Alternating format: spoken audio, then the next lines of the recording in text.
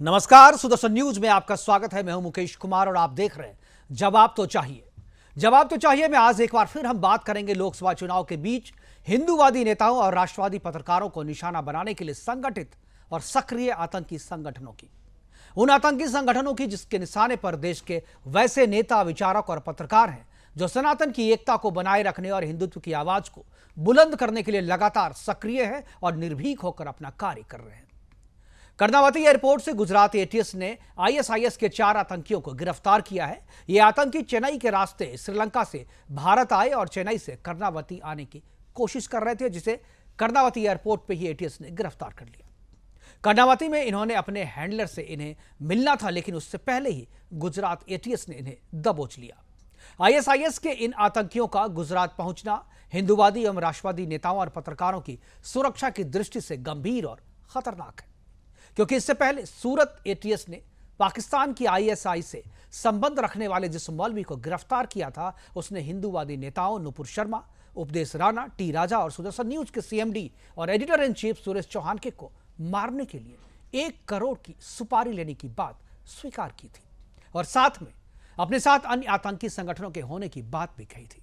उसने यह खुलासा भी किया था कि यह सुपारी उसे पाकिस्तान की आईएसआई से संबंध रखने वाले आतंकी संगठनों ने दी, जिसका संबंध आईएसआईएस से भी बताया जाता है। सूरत एटीएस ने जिस मौलवी अब्दुल बकर को गिरफ्तार किया, उसके बारे में गुजरात के डीजीपी का कहना है कि वो हाईली रेडिकलाइज था और वो अपने मोबाइल और लैपटॉप में कट्टर वीडियोस को हमेशा देखा करता था और इन हिंदूवादी नेताओं और पत्रकारों को नबी की शान में गुस्ताखी करने का दोषी मानता था। पुलिसिया इंट्रोगेशन और उसके पास से जब्त इंटेलिजेंस के जो इलेक्ट्रॉनिक उपकरण मिले हैं, उससे पता चलता है कि वह सुदर्शन न्यूज के सीएमडी सुरेश चौहान के को जान से मारने के लिए नोएडा स्थित उनके ऑफिस का रेकी भी करवा चुका था। नुपुर शर्मा, उपदेश राणा और टी राजा की रेकी भी की जा चुकी थी। मौलवी की निशानदेही और उससे मिली जानकारी के बाद महाराष्ट्र के नांदेड़ और बिहार के मुजफ्फरपुर से 2 और आतंकियों को पुलिस ने गिरफ्तार किया। गुजरात एटीएस का कार्य इस मामले में सराहनीय है। उनकी प्रोफेशनल टीम और सक्रिय नेटवर्क के कारण ही इस बड़ी साजिश का खुलासा संभव हो पाया। लेकिन यह गिरफ्तारी और खुलासा इस बात की गारंटी बिल्कुल नहीं है कि जो लोग इनके निशाने पर थे वो अब सुरक्षित हैं। कर्णावती एयरपोर्ट से गिरफ्तार आईएसआईएस के जिन 4 आतंकियों को आज गिरफ्तार किया गया है, उनका इंटेंशन अभी पता नहीं चला है। उनका इंट्रोगेशन किया जाना अभी बाकी है। उनके भारत आने और गुजरात पहुंचने के पीछे की कहानी का सामने आना भी अभी बाकी है और जब तक ये सारी बातें साफ नहीं हो जाती, तब तक सुरेश चौहान के सहित इन सभी सनातनी हिंदूवादी नेताओं के सामने सुरक्षा की चुनौती बनी रहेगी। आज अपने प्रोग्राम में हम चर्चा करेंगे कि क्या हिंदुस्तान के हिंदूवादी और राष्ट्रवादी नेता इस्लामिक आतंकियों के निशाने पर हैं? क्या गुजरात एटीएस के द्वारा कुछ आतंकियों और मौलवियों को गिरफ्तार कर लेने भर से आतंकियों की साजिश नाकाम हो गई है? क्या चुनाव के बीच हिंदूवादी लोगों को निशाना बनाकर आतंकी बिगाड़ना चाहते हैं देश का माहौल? क्या चुनाव कार्य में पुलिस और सुरक्षा बलों के व्यस्त रहने का फायदा उठाकर अपने टारगेट को हिट करना चाहते थे ये आतंकी? करेंगे चर्चा और चर्चा को आगे बढ़ाने के लिए हमारे साथ कुछ मेहमान होंगे, उनसे भी आपका परिचय करवाएंगे। लेकिन पहले एक छोटी सी रिपोर्ट और आज जो 4 आईएसआईएस के आतंकी गिरफ्तार हुए उस पर डीजीपी का क्या कहना है वहां के, वो भी हम सुनाएंगे। लेकिन पहले देखते हैं एक छोटी सी रिपोर्ट, उसके बाद मेहमानों से परिचय करवाएंगे और फिर चर्चा की शुरुआत करेंगे।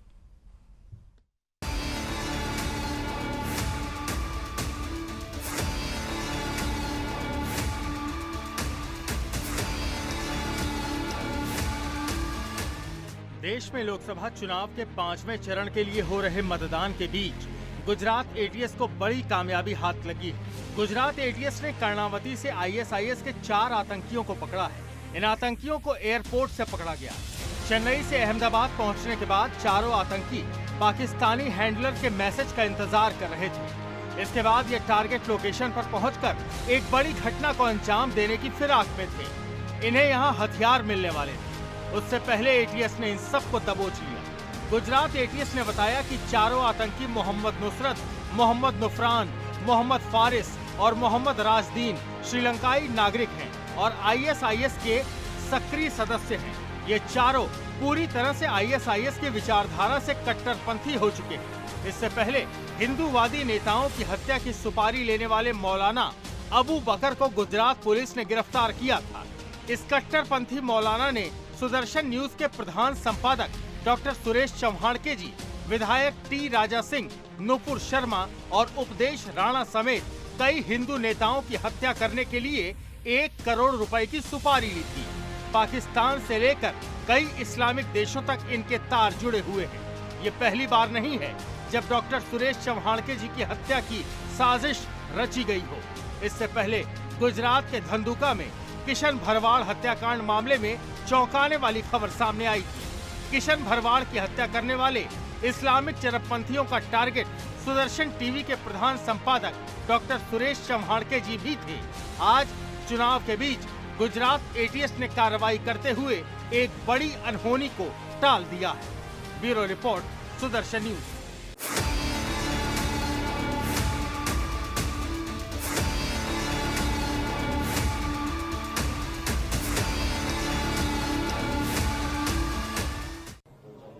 डीवाईएसपी श्री हर्ष उपाध्याय ने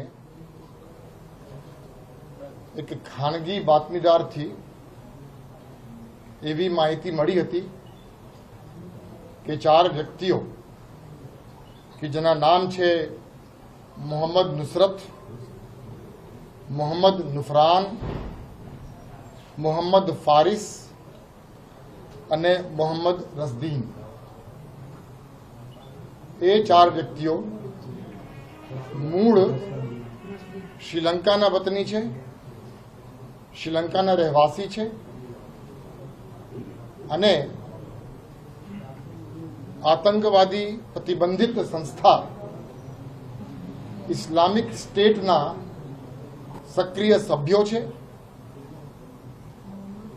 અને એ 4 લોકો સંપૂર્ણપણે આઈસિસની જે આઈડિયોલોજી છે એ આઈડિયોલોજીમાં રેડિકલાઇઝ થઈ ગયા છે। उसका नाम ये विकास सहाय थे, डीजी गुजरात के थे। अब आपको बताता हूं और आपको मैं सुनाता हूं अबू बकर को गिरफ्तार का मौलवी को गिरफ्तार करने वाले डीजीपी ने क्या कहा, जिसने खुलासा किया था कि उसने 1 करोड़ की सुपारी ली थी इन 4 हिंदूवादी नेताओं को ठिकाने लगाने के लिए। सूरत सिटी क्राइम ब्रांच को एक ऐसी इंफॉर्मेशन थी कि एक व्यक्ति है जिसकी हिलचाल कुछ इंटरनेशनल टाइप की है, तो उसको वाच में थे। ये आज चौक बाजार एरिया है सूरत सिटी में, वहां से इसको पकड़ा, जो डिटेन किया। उसके बाद तुरंत इसके मोबाइल वगैरह सब चेक किया गया, तो उसके बाद बहुत सारी ऐसी चीजें निकली मोबाइल से जिसके अंदर ये पाकिस्तान के कुछ लोगों के साथ, नेपाल के कुछ लोगों के साथ ये कंटिन्यूअसली चैटिंग करता था और सोशल मीडिया के अलग अलग ऐप के द्वारा ये बातें करता था।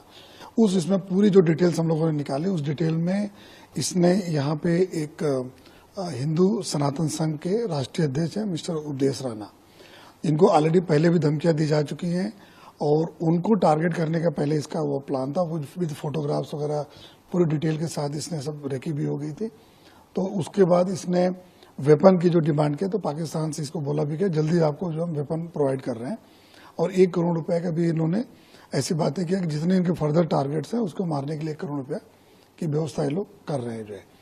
तो उसमें हम लोगों ने ये देखा पूरा कि एक उपदेश राणा के अलावा जितने भी ऐसे हिंदू वादी जो लीडर्स हैं या जो कोई ऐसे महानुभाव हैं जिनकी स्पीचेस में कभी इस तरह की चीजें आई हैं, जिसमें खास करके नुपुर शर्मा और हैदराबाद के हिंदूवादी लीडर है राजा सिंह जी और सुदर्शन न्यूज चैनल के जो एडिटर इन चीफ है सुरेश चौहान जी, इनका भी उसमें पूरा जिक्र है कि इनका भी टारगेट करना है और इसके लिए इन्होंने अभी नबी की शान में जो गुस्ताखी करने वाले हैं, तो नबी की शान में गुस्ताखी करने वाले लोगों की एक लिस्ट बनाई गई है और वो लगातार इन आतंकियों की हिट लिस्ट में है और इनको सुपारी 1 करोड़ की पहले दी गई थी। वो लोग गिरफ्तार किए जा चुके हैं और आज जो आईएसआईएस के 4 आतंकी गिरफ्तार किए हैं उनसे इंट्रोगेशन होना बाकी है और उसके बाद पता चलेगा कि क्या जो लोग एटीएस सूरत ने जिसे गिरफ्तार किया था और अभी जो कर्दावती एयरपोर्ट से गिरफ्तार हुआ है 4 आतंकी, उन दोनों के बीच में क्या कनेक्शन है और क्या ये अभी भी उन हिंदूवादी नेताओं को निशाना पर लेने की सुपारी पे काम कर रहे थे। करेंगे चर्चा को आगे बढ़ाने के लिए हमारे साथ 4 मेहमान हैं, उनसे मैं आपका परिचय करा दूं। हमारे साथ हैं मधु मुकुल त्रिपाठी जी हैं, वरिष्ठ अधिवक्ता हैं सुप्रीम कोर्ट में, मैथिली शरण गुप्त हैं, पूर्व डीजीपी हैं, श्री नरेंद्र सुरभे हैं, हिंदू जन जागृति समिति के प्रवक्ता हैं श्री नरेंद्र सुरभे, और असगर खान है मुस्लिम स्कॉलर के तौर पे। सभी मेहमानों का स्वागत है और चर्चा की शुरुआत में मधु मुकुल त्रिपाठी जी से करना चाहूँगा, जिनको इस मामले की पूरी जानकारी है। और उसी को आगे बढ़ाते हुए मधु जी, ये जो आज 4 ISIS के जो आतंकी गिरफ्तार हुए हैं कर्नावती एयरपोर्ट से, उनसे इंट्रोगेशन होना बाकी है, लेकिन जो सोर्सेज बताते हैं वो बताते हैं कि जो मौलवी गिरफ्तार किया गया था सूरत ATS के द्वारा, उसी से कनेक्शन इसका है। और एक बार चूंकि प्लान A था सूरत में, जिसे ख़त्म कर दिया गया, जिसे कामयाब नहीं होने दिया गया, लेकिन ये प्लान B के तहत ये लोग आए थे और प्लान B को भी अभी जो है गिरफ्तार कर लिया गया है। लेकिन क्या आपको लगता है कि इन आतंकियों की गिरफ्तारी से ही सुरक्षित हो जाएंगे वो लोग जो इनके निशाने पे थे?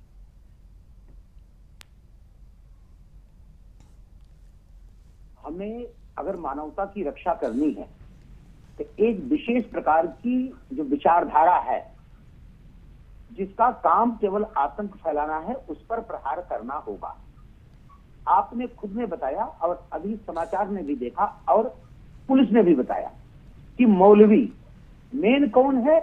मौलवी, यानी इनके मन में ISIS क्या है? वो एक पार्टिकुलर विचारधारा को फॉलो करते हैं, एक पार्टिकुलर पुस्तक को, जिसको आसमानी किताब कहा जाता है, उसका अक्षरशः पालन करते हैं। तो ये कह देना कि इनके पकड़ ले जाने से ही सारा सुरक्षित हो जाएगा, बिल्कुल नहीं। जब तक कि जड़ पर प्रहार नहीं होगा, तब तक कि संपूर्ण विश्व के, धरती के, मानवता के बचाने का प्रयास नहीं होगा, तब तक कुछ होने वाला नहीं। दूसरी बात,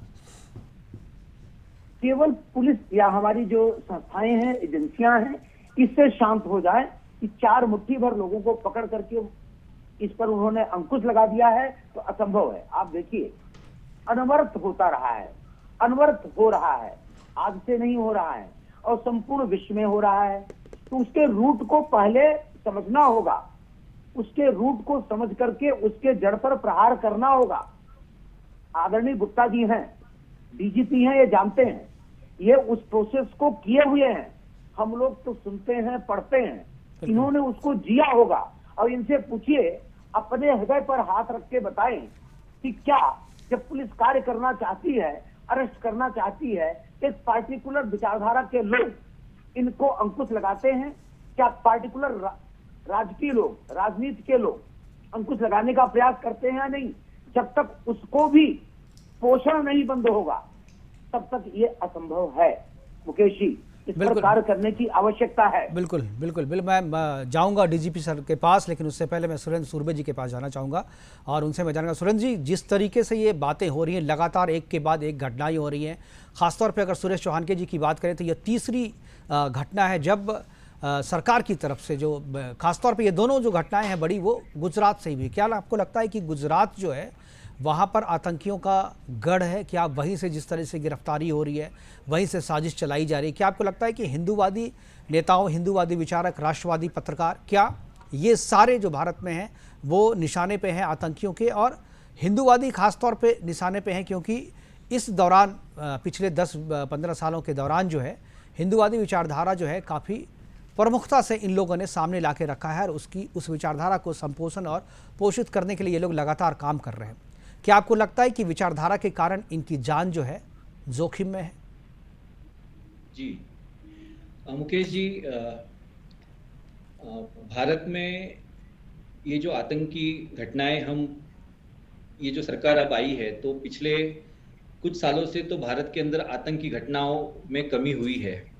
पर इसके पहले जब भी भारत में इस प्रकार की, क्योंकि मैं मुंबई से हूँ और मुंबई ने बहुत सारा सहा है आतंकवादियों की जो घटनाएं जो मुंबई में निरंतर होती रहती थी, और मुझे याद है कि कोई भी आतंकवादी घटना होने के बाद में लोग सामने आते थे और ये कहते थे कि आतंकवाद को कोई धर्म नहीं होता है, आतंकवाद का कोई रंग नहीं होता है, इस प्रकार से वो सामने आते थे। पर मेरे ख्याल से आज जिस प्रकार से ये 4 नाम सामने आए हैं, तो वो लोग जो आतंकवाद को कोई धर्म नहीं होता है, इस प्रकार के जो कहने वाले जो लोग हैं, आज वो मेरे ख्याल से वो कहीं अंदर जाकर छुप गए होंगे या अपना चेहरा भी नहीं दिखाएंगे। मुझे ये कहना है कि जैसे आपने बताया कि गुजरात को क्यों टारगेट किया जा रहा है, तो एक प्रकार से ये प्रधानमंत्री का क्षेत्र है गुजरात, और गुजरात में ही हम आतंकवादी घटना करके दिखाएंगे। ये एक प्रकार से एक बहुत बड़ा चैलेंज ही लिया हुआ है, एक अंतरराष्ट्रीय पूरी वो पूरी जो नेक्सस है उन्होंने किया है, और उसके लिए ये निरंतर अलग अलग माध्यम से भारत के अंदर घुसने का प्रयास कर रहे हैं। मैं आपको बताना चाहूंगा कि एक दिन पूर्व अगरतला में भी 5 लोगों को पकड़ा गया है। वहां पर नेपाल से भी कुछ लोग अंदर घुसना चाहते थे, उनको भी पकड़ा गया है। तो भारत के जितने भी हमारे जो बॉर्डर एरियाज है, तो उन बॉर्डर एरियाज से अलग अलग माध्यम से, और श्रीलंका को भी इस बार निशाना बनाया गया है। और श्रीलंका में भी बैठे हुए जो इन्हें जो देश विरोधी तत्व है या जो इस्लामिक जो आईसिस को फॉलो करने वाले लोग हैं, तो वो मेरे ख्याल से एक प्रकार से भारत में अब जो चुनाव हो रहे हैं, तो चुनाव में इस प्रकार से अस्थिरता निर्माण करके, और भारत में जो हिंदुत्व का उदय हो रहा है, हिंदुत्व के उदय के कारण इनकी जो दादागिरी भारत में चल रही थी वो कहीं ना कहीं पे कम होती जा रही है, और उसको लेकर ये मेरे ख्याल से ये पूरे डिस्टर्ब हो गए हैं, और अब वो एक प्रकार से भारत को अस्थिर करने का प्रयास कर रहे हैं। और इसलिए इस प्रकार से जो आतंकी है, वो भाड़े के आतंकवादी जो है बाहरी देश से अंदर भेजे जा रहे हैं।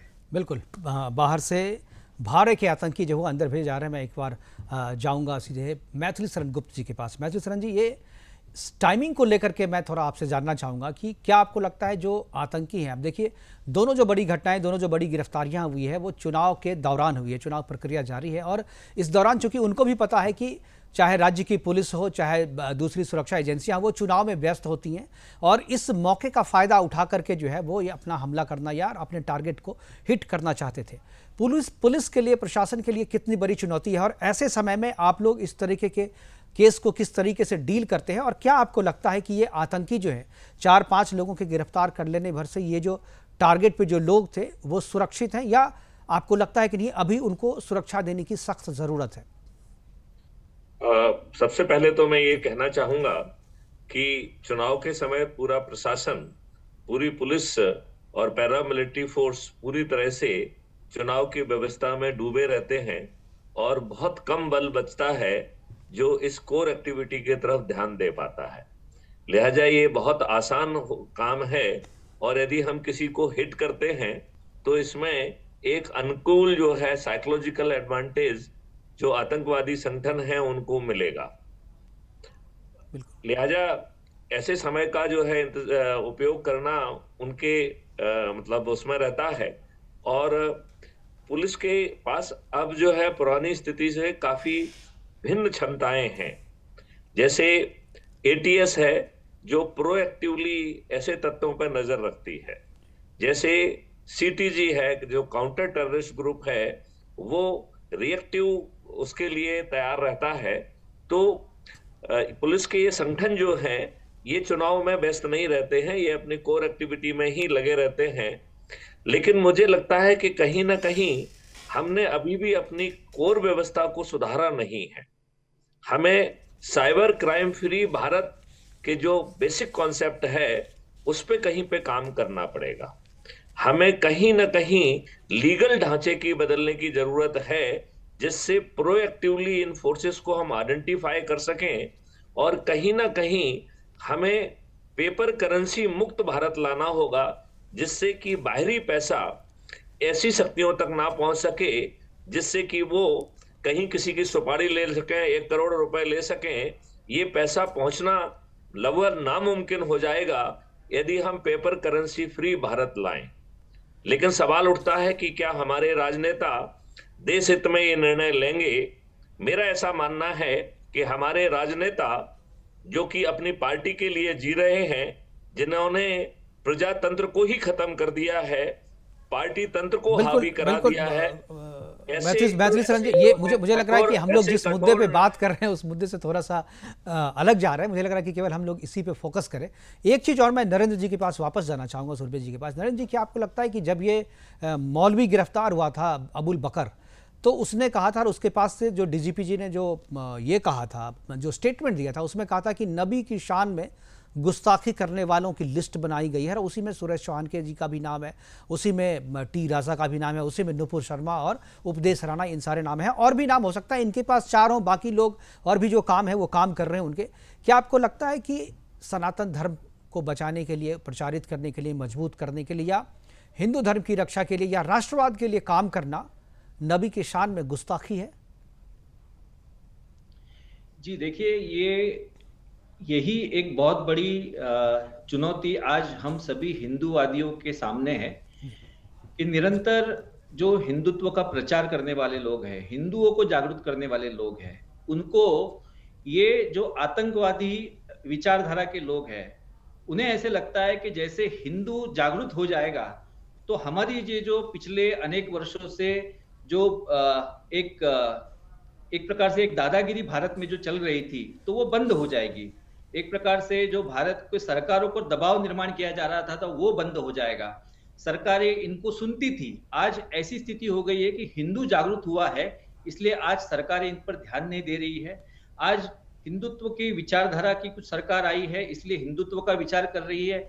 इस विचार से ये कुछ लोग पीड़ित है।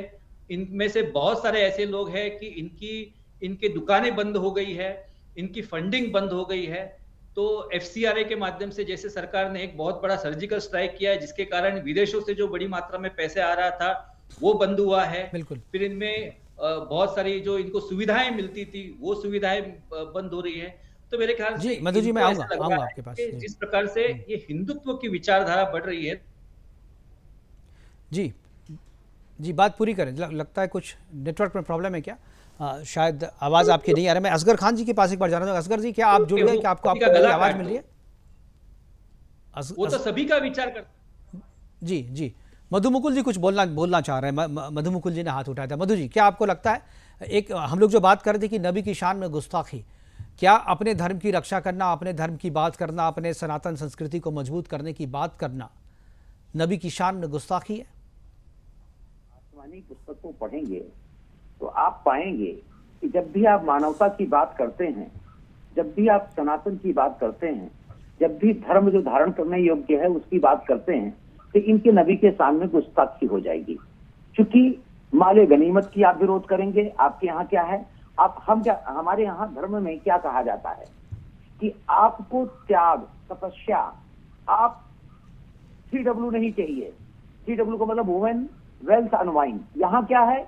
आपको जन्नत में क्या मिलेगा? 72 फुट की हूरें। जो इनका माइंड वाश किया जाता है ये कहकर कि 72 फुट की हूरें मिलेंगी, आपको शराब के चश्मे मिलेंगे।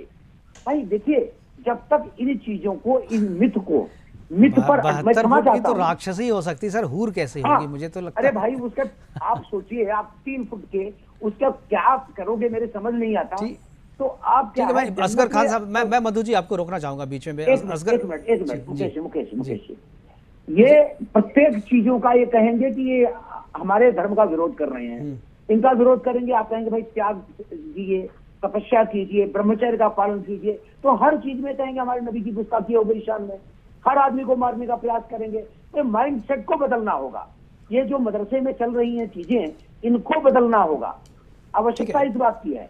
ठीक है। असगर खान साहब है, मुस्लिम स्कॉलर हैं, लॉयर हैं आप ही की तरह, और इन बातों को बड़े ही लॉजिकली, तार्किक तौर पे रखते हैं। असगर साहब, क्या आपको लगता है कि नबी की शान में गुस्ताखी के नाम पे आप किसी का भी सर कलम कर देंगे, किसी का भी सर कलम तन से जुदा करने की बात कर देंगे? ये जो मौलवी अबू बकर गिरफ्तार हुआ है, उसने यही बात कही। उसने एक लिस्ट बनाई थी जिसमें सुरेश चौहान के जी का भी नाम है, सूरत ATS ने।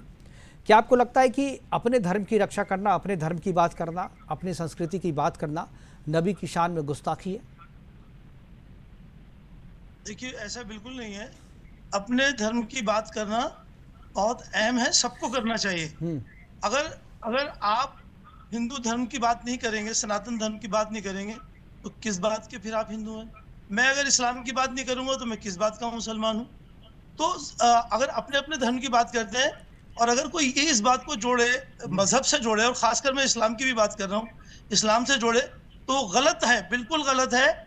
इस्लाम में कहीं इस बात की गुंजाइश नहीं है कि आप किसी के धर्म की बेइज्जती करें, बुराई करें, उससे नफरत करें, उसके बारे में बुरा कहें। ऐसा कहीं नहीं है। मैंने आपसे अभी पिछले हफ्ते भी 2-4 दिन पहले जब डिबेट में मैंने आपसे यही बात कही थी कि ये तो कुरान में बाकायदा इस बात का जिक्र है कि आप किसी के भी धर्म की बुराई नहीं कर सकते। और मैं कहिए तो उसको आयत को बता दूं, वो 30वें पारे में लगुम दीनुकुम वलिय दीन, ये एक आयत है, इसका अरबी में, और इसका मतलब यही है कि आपका दीन आपके साथ, उनका दीन उनके साथ। आप किसी की बुराई नहीं करेंगे, ना किसी से नफरत करेंगे। कोई इंडिविजुअल तौर पर अगर कुछ ऐसा करता है तो ये उसका अपना मामला है, उसको उस निगाह से, मजहब की निगाह से नहीं देखा जा सकता। वो उसका इंडिविजुअल, वो कुछ भी सोचता है, जैसे आपने अभी हुरों की बात कही या जन्नत की बात कही या दोज़ख की बात कही, वो अपना मामला है। जहां तक इनके पकड़े जाने का मामला है, अभी उसको मैं पूरी मुझे मालूमात भी नहीं, लेकिन चूंकि बहुत ही इनिशियल स्टेज पे है, इसलिए सब कुछ मैटर ऑफ इन्वेस्टिगेशन है, मैटर ऑफ ट्रायल है। और एक चीज और गौर करने की है, जो मैटर ऑफ इन्वेस्टिगेशन है, सबसे बड़ी चीज ये है कि इस वक्त बड़ा इलेक्शन का माहौल है। ये भी देखना बहुत जरूरी है कि हो सकता है ये किसी पार्टी के प्लांटेड लोग हों। ऐसा होता रहा है। मैं इसलिए कह रहा हूं, ये श्रीलंकाई नागरिक हैं, श्रीलंका के नागरिक हैं। फायदे के लिए मुकेश भाई, बहुत सी पार्टियां अपने फायदे के लिए अक्सर ये कदम उठाती रही हैं। मस्जिद के आगे वो पत्थर बरसा दिए, पता चला वो साहब, ये कहना बड़ा आसान होता है, ये कहना बड़ा आसान होता है, लेकिन उनके निशाने पे जो लोग हैं, उनकी फैमिली वाले के ऊपर क्या बीतती होगी, ये आप सब नहीं समझ सकते।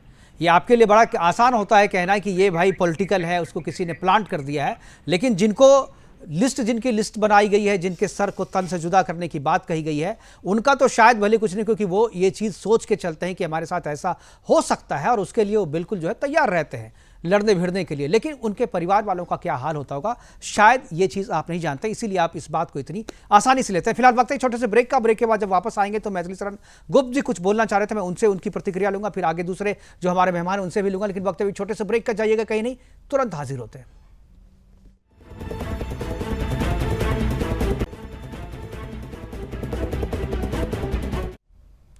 ब्रेक के बाद आपका स्वागत है। और हम चर्चा कर रहे थे कि आईएसआई के निशान पे हिंदूवादी, राष्ट्रवादी और सुदर्शन को जिस तरीके से लिया गया है, उस पर हम चर्चा कर रहे थे। आज 4 जो है आईएसआईएस के 4 आतंकी भी आज कर्णावती एयरपोर्ट से गिरफ्तार कर लिए गए हैं। चर्चा को आगे बढ़ाने के लिए हमारे पास सारे पैनलिस्ट मौजूद हैं और सीधा हम चलेंगे मैथिली शरण गुप्त जी के पास।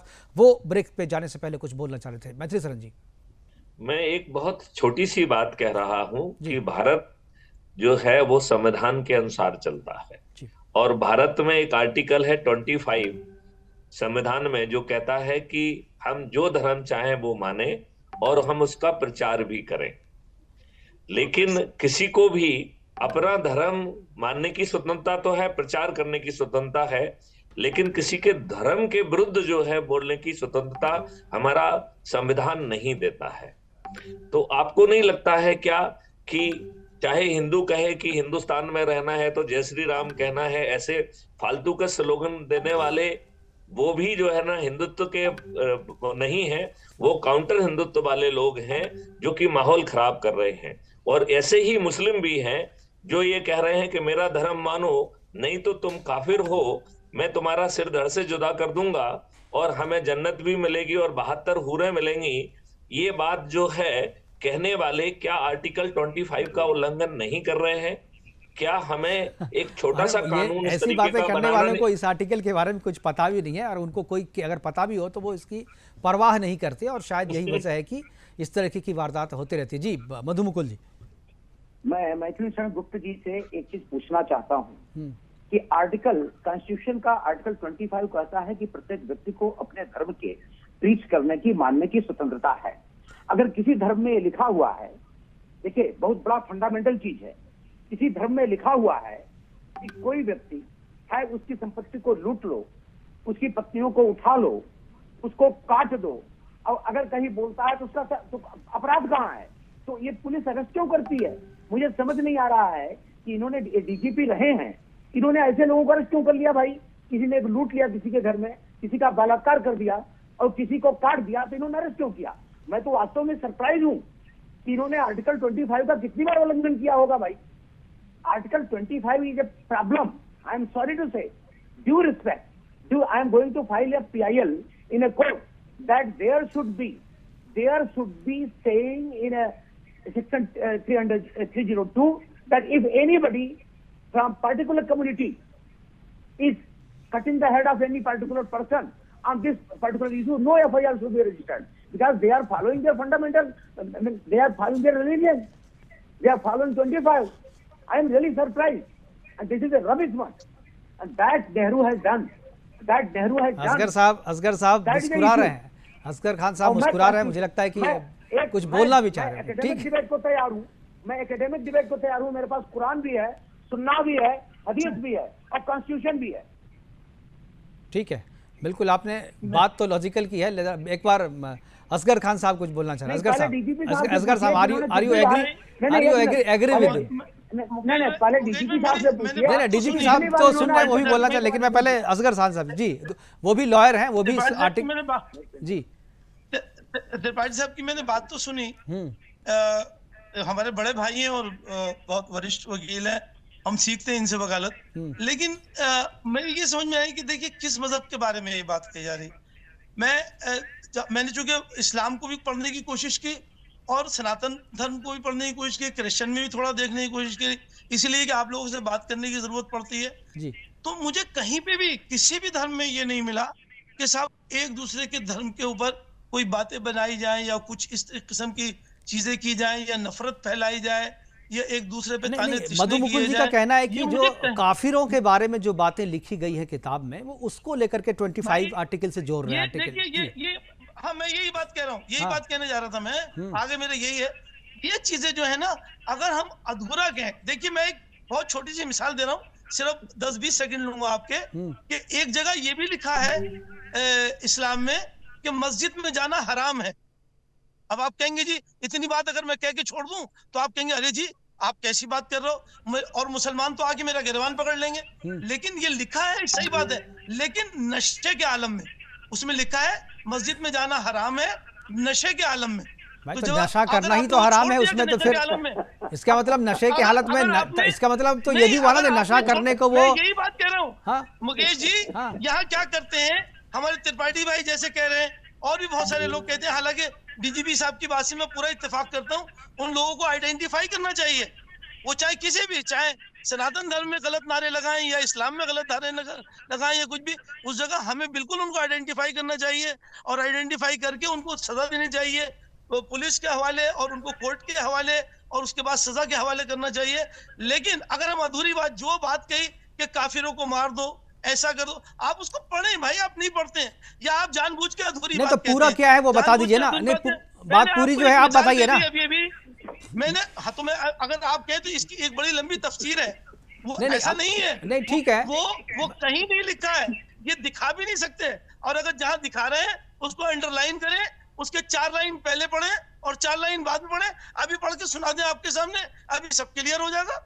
मुझे मालूम है ये जहाँ से बात कर रहे हैं, ये कुरान में भी है, लेकिन किस जगह है, किन हालात में है, किस वक्त है, किस वजह से है, उसके लिए आप बताएं, उसके लिए बताएं, आप बताएं, उसका हवाला दें।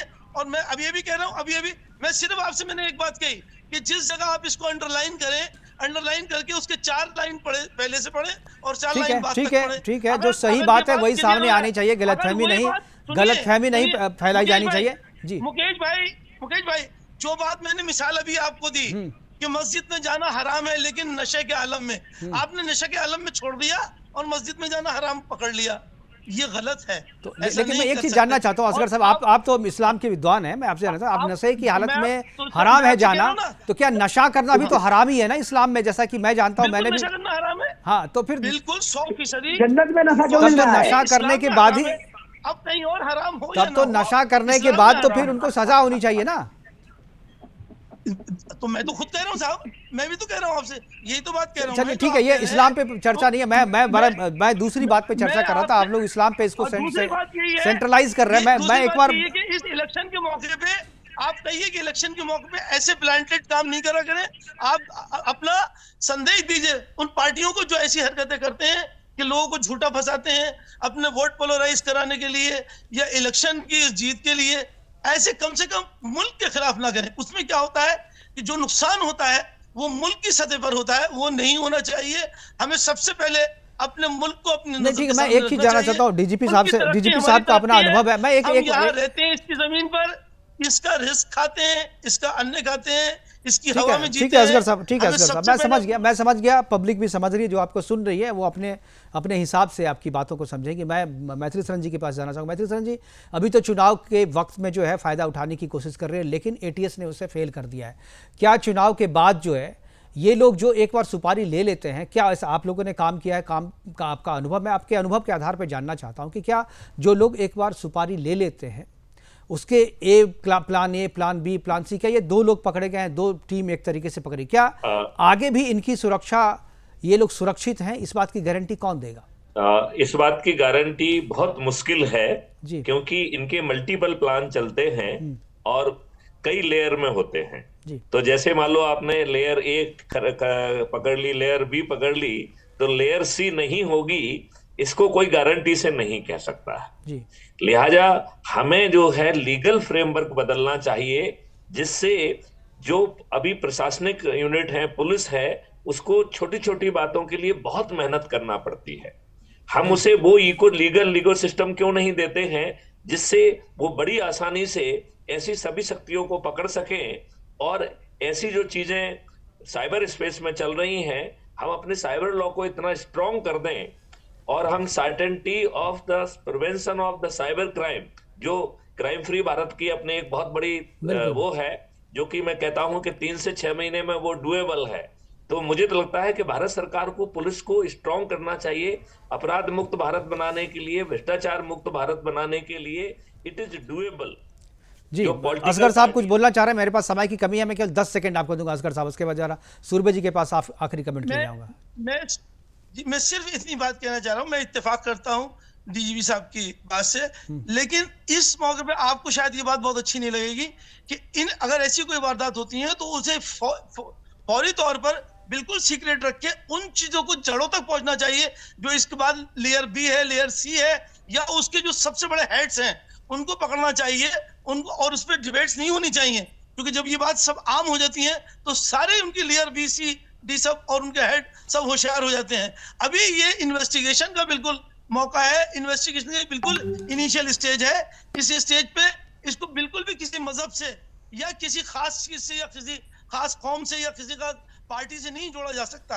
लेकिन जी हाँ सर, हमारे पास समय की कमी है। माफ़ी मांगते हुए मैं अपने सारे मेहमानों से माफ़ी मांगते हुए प्रोग्राम को यहीं पे खत्म करना पड़ेगा। मैं सूरबे जी के पास जाना चाहता था, लेकिन समय की अपनी बाध्यता है, मैं उनके पास नहीं जा पाया। हमारे साथ जुड़ने के लिए सूरबे जी आपका, मैथिली शरण गुप्त जी आपका, असगर खान साहब आपका और मधु मुकुल त्रिपाठी जी आपका बहुत बहुत धन्यवाद। आप जुड़े और अपनी अपनी बातें हमारे साथ साझा किए। लेकिन प्रोग्राम को ये वाइंड अप करने से पहले आपको बता दो कि अभी जाइएगा कहीं न कि 8 बजे में आपको हिंदू राजाओं के अपमान पर ध्रुव राठी के साथ खुली बहस, जो बहस की चुनौती प्रदोष चौहान की ने दी थी, उस पर आज 8 बजे जवाब। हालांकि जो राठी है, ध्रुव राठी, वो खुद के तो नहीं आया, लेकिन उसके बाद उनके वीडियो से जो हमने निकाला है, उनके अपमान पे जो तार्किक बहस जो करना चाह रहा था, उसका जवाब जो है प्रदोष चौहान के 8 बजे देंगे। और जाइएगा कहीं नहीं, देखिएगा जरूर आज रात बजे 8 बजे। फिलहाल अभी के लिए इतना ही, दीजिए इजाजत, नमस्कार।